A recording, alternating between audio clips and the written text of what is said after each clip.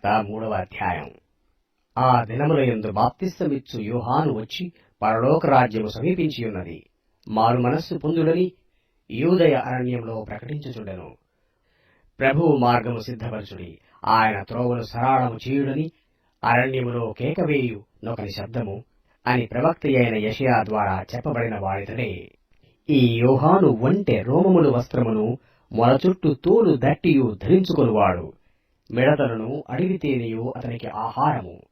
ఆ సమయమున యెరూషలేము వారును యూదయ వారందరును యొర్దాను నదీ ప్రాంతముల వారందరును అతని యొద్దకు వచ్చి తమ పాపములు ఒప్పుకొనుచు యొర్దాను నదిలో అతని చేత బాప్తిస్మము పొందుచుండిరి. అతడు పరిసయ్యులలోను సద్దూకయ్యులలోను అనేకులు బాప్తిస్మము పొందువచ్చుట చూచి, సర్పసంతానమా, రాబోవు ఉగ్రతను తప్పించుకొనుటకు మీకు బుద్ధి చెప్పిన వాడెవడు?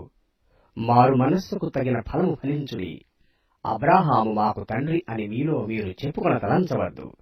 దేవుడు ఈ రాళ్ల వలన అబ్రాహామునకు పిల్లలను పుట్టింపగలడని మీతో చెప్పుచున్నాను. ఇప్పుడే గొడ్డలి చెట్ల వేరున ఉంచబడి ఉన్నది గనక మంచి ఫలము ఫలింపని ప్రతి చెట్టును నరకబడి అగ్నిలో వేయబడును. మారు మనస్సు నిమిత్తము నేను నీళ్లలో మీకు బాప్తిసమిచ్చుచున్నాను. అయితే నా వెనక వచ్చుచున్నవాడు నాకంటే శక్తిమంతుడు. ఆయన చెప్పులు మోయుటకైనను నేను పాత్రుడను కాను. ఆయన పరిశుద్ధాత్మలోనూ అగ్నితోనూ మీకు బాప్తిసమిచ్చును. ఆయన చేట ఆయన చేతిలో ఉన్నది. ఆయన తన కళ్ళమును బాగుగా శుభ్రము చేసి గోధుమలను కొట్టులో పోసి ఆరని అగ్నితో పొట్టును కాల్చివేయునని వారితో చెప్పెను. ఆ సమయమున యోహాను చేత బాప్తిస్మము పొందుటకు యేసు గలిలయ నుండి యొర్దాను దగ్గరనున్న అతని యొద్దకు వచ్చెను.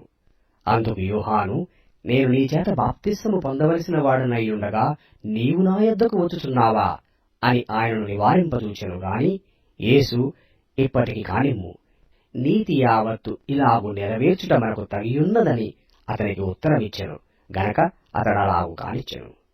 యేసు బాప్తిస్మము పొందిన వెంటనే నీళ్లలో నుండి ఒడ్డునకు వచ్చెను.